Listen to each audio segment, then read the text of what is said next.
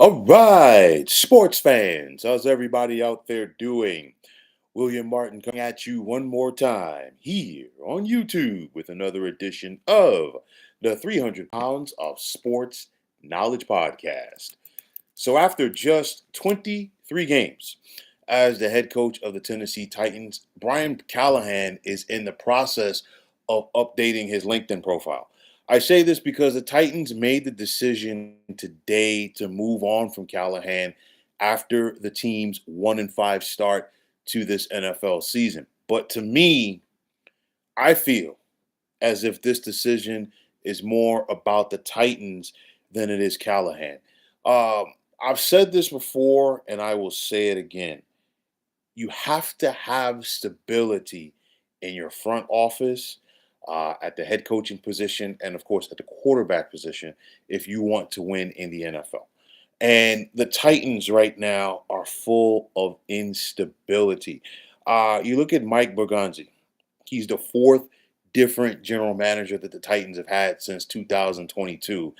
And as I've said in the past, I just said it right now, you need that stability. It's very difficult for any franchise, regardless of the sport, okay, to overcome instability in their front office. Now, Berganzi inherited Callahan as his head coach, and it's never a good thing for a GM that inherited a head coach. And then, of course, his boss, Chad Brinker, as well. Chad Brinker was the assistant GM under one of the four Titans GMs, Rand Carthon. You know, this is a theme with this organization.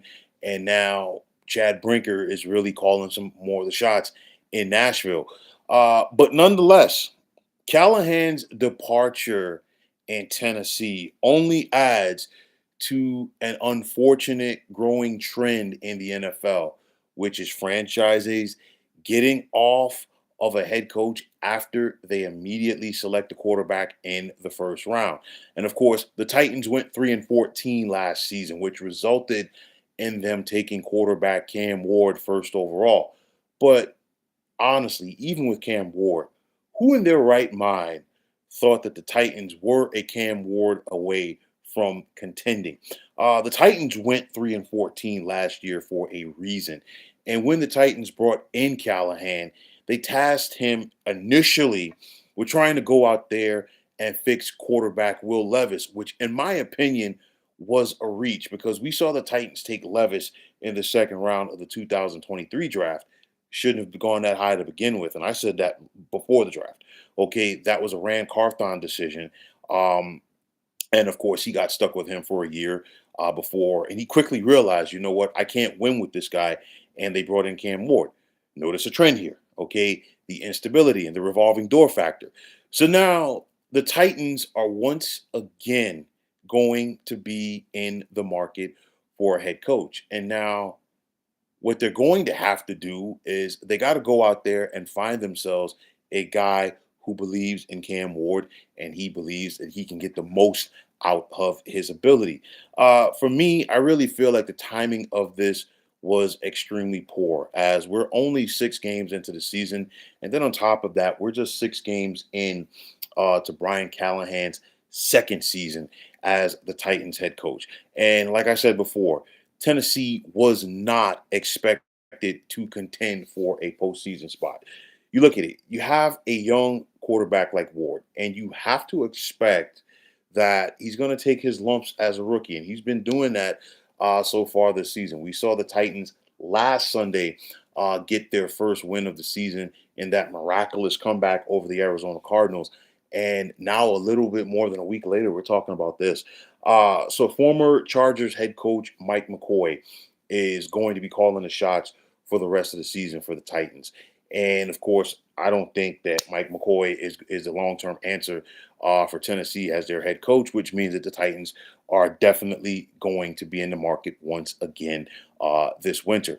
So, if this decision, or at least she signed off on it, Titans owner Amy Adams Strunk, well, guess what? If that's the case, she just channeled her inner Bud Adams, okay, her late father. And I say this because Bud Adams had a thing about making snap decisions that were always not the best for the franchise. But regardless if it was or if it was not. I feel like this is just another example of what happens when you have a front office and you bring in a GM and he inherits a head coach. And now, of course, you're going to have a head coach coming in who did not draft Cam Ward. And I've said it before and I will continue to say it. And I'm going to sound like a broken record on this one. Stability in the NFL at the general manager, head coach, and quarterback position are ultra important if you want to have a successful team. So you look at this and say, well, is there any hope for the Titans that they could find a way to break this cycle? Well, I'm gonna say, you know what, to be continued, just due to the fact of we gotta wait and see who Tennessee brings in to be their next head coach and what he is going to do. You look at the Titans right now; they're 1-5. They just fired their head coach, and now they're welcoming their former head coach Mike Vrabel to town this Sunday with the red hot New England Patriots, who are 4-2. He's got himself a second-year quarterback in Drake May. And there are some people who feel that the Titans made a bad decision to let Vrabel go after the 2023 season. You look at the Titans, and they had their window under Mike Vrabel.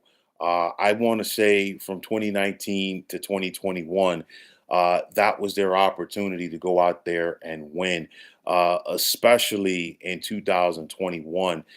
Just didn't come together. Especially, a guy like Ryan Tannehill couldn't make the plays when they needed him to in the postseason. And injured Derrick Henry that year, you name it. But nonetheless, Mike Vrabel is a doggone good head coach. Okay, and I really feel like the Titans made a mistake in moving on from him. Nonetheless, okay, you look at this Titans team, they've got to get things figured out. And they, like I said before, they have to have somebody who's going to come in there and get the most out of Cam Ward. But again, like I said, I feel like this was a mistake because you're 1-5. It's not like this was year 3 or 4 under Brian Callahan. It's year 2. And we have seen it so often where things aren't working out for a young coach early on. And then in the second half of the season, things begin to come together. The Titans have their bye the second Sunday in November. Okay, so they got 3 more games before their bye. I truly do feel if this was a decision where the beginning of the of December, we're looking at the Titans, we're talking about them as a 1-11 or possibly 2-11 squad. You know what? I could give some credence to this decision, but you know what? You still have to allow things to come together. Cam Ward, like I said, he's taken his lump so far this season. He only has 3 touchdown passes. He has 4 interceptions. The Titans' offense is not good. They are a work in progress. I totally get it, but nonetheless, I'm not even going to say I'm on the fence about this. I really feel like the Titans should have held on to Brian Callahan a little bit longer, at least see through the bulk of the season if this thing was going to improve. But of course, they decided to go in a different direction, and the rest is history. And in my opinion, this is why the Tennessee Titans continue to be the Tennessee Titans. So, interim head coach for Sunday and Mike McCoy. You know that they're going to be spirited. The whole team is. They're going to be fighting, scrapping, and clawing.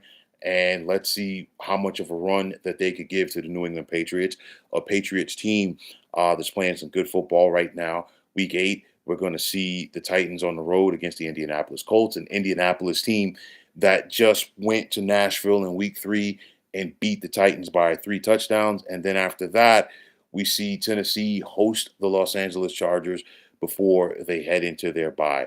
So the first casualty of this NFL season, as far as head coaches go, was Brian Callahan. I didn't see this one coming. I felt like maybe the first casualty of the season was going to be Mike McDaniel in Miami. I still think that's a possibility, but Tennessee has gotten a kickstart, if you will, on their coaching process heading into the 2026 season. But nonetheless, it's a continuing trend, and this trend is not going away.